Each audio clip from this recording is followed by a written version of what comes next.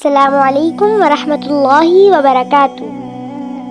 حضرت آدم علیہ السلام، جب انسان نے پہل اس زمین پر قدم رکھا تو اللہ نے انسان کو دنیا میں بھیجنے سے پہلے انسان کے زندہ رہنے کے لیے تمام سامان پیدا فرمایا۔ ہوا، پانی، آگ اور مٹی یہ انسان کی بنیادی ضرورت تھی۔ اس کے بغیر تو انسان زندہ ہی نہیں رہ سکتا۔ انسان کے جسم میں قوت پیدا کرنے کے لیے کھانا بھی ضروری تھا۔ اس کے لیے اللہ نے پھل، پھول، میوے، پودے، ہرے بھرے درخت پیدا کیے۔ اس کے علاوہ سر اٹھائے بلند و بالا پہاڑ، رواں دواں گنگناتے ہوئے چشمے، بل کھاتے دریا، سمندر، چاند، سورج، ستارے، غرض کے ہر وہ چیز جو انسان کے زندہ رہنے کے لیے ضروری تھی پیدا کی۔ ان سب چیزوں کے علاوہ انسان کے آرام اور سہولت کے لیے اور چیزوں کی بھی ضرورت تھی، وہ بھی پیدا فرمائیں۔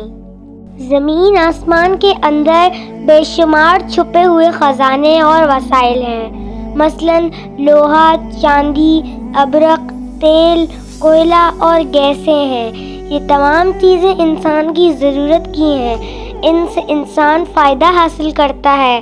ان تمام چیزوں کو زمین کے اندر سے نکالنے اور دریافت کرنے کے لیے ایک ایسی ذی عقل اور علم رکھنے والی ہستی کی ضرورت تھی جو ان تمام چھپی ہوئی اور اوجھل چیزوں کو ڈھونڈ کر نکالے اور اپنے ہی لیے کارآمد بنائے۔ یہی ہستی جسے انسان کہا جاتا ہے۔ انسان کو اللہ نے عقل اور سوچنے سمجھنے کی صلاحیت عطا کی، پھر دنیا میں بھیجا۔ سب سے پہلے انسان حضرت آدم علیہ السلام تھے۔ انسان کی نسل حضرت آدم علیہ السلام سے چلی اور تمام انسان حضرت آدم علیہ السلام کی اولاد ہیں۔ اللہ تعالیٰ نے حضرت آدم علیہ السلام کو پیدا کرنے کے لیے ارادہ ظاہر کیا اور فرشتوں سے کہا، میں زمین پر اپنا خلیفہ بنانے والا ہوں۔ اس پر فرشتوں نے اعتراض کیا اور کہا، کیا آپ زمین پر انسان کو پیدا کرنے والے ہیں؟ انسان تو زمین پر فساد برپا کریں گے اور خون بہائے گا۔ ہم تو تیری پاکی بیان کرتے ہیں اور تیرا شکر بجا لاتے ہیں، کیا ہم عبادت کے لیے کافی نہیں ہیں؟ اللہ نے فرمایا، جو میں جانتا ہوں وہ تم نہیں جانتے۔ پھر اللہ نے خود اپنے ہاتھوں سے حضرت آدم علیہ السلام کا پتلا بنایا، پھر اسے سنوارا اور اسے مناسب شکل دی۔ اس کے جسم کا ہر حصہ خوبصورتی کے ساتھ بنایا۔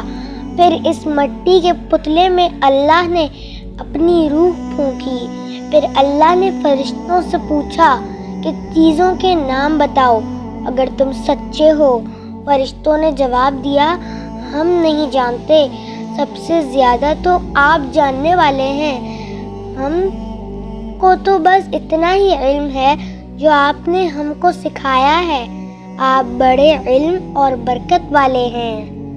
اللہ نے آدم علیہ السلام سے کہا، اے آدم، ان فرشتوں کو ان چیزوں کے نام بتاؤ۔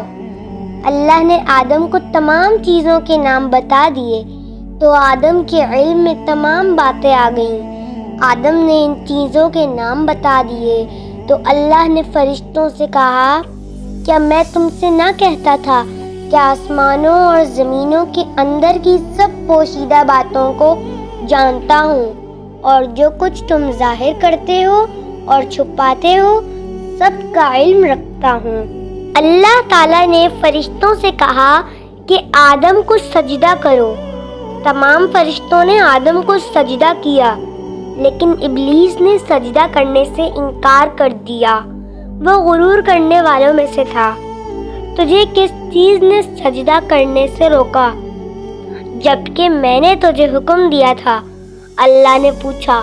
ابلیس نے کہا کہ آپ نے انسان کو مٹی سے بنایا اور مجھے آگ سے پیدا کیا۔ ابلیس کے معنی مایوس اور نا امید ہونا۔ اسی لیے کہا گیا کہ جو شخص اللہ سے نا امید ہوتا ہے وہ ابلیس کے تابع ہوتا ہے۔ جو لوگ ابلیس اور شیطان کے بہکاوے میں آ جاتے ہیں وہ پست ہمت ہوتے ہیں۔ جو فرائض ان کے ذمے ہوتے ہیں وہ ادا نہیں کرتے اور ذلیل و خوار ہوتے ہیں۔ جب ابلیس نے سجدہ کرنے سے انکار کیا تو اللہ نے فرمایا، تو آسمان سے اتر، تو نے تکبر کیا اور تو ذلیل و خوار ہوا۔ ابلیس نے جواب دیا،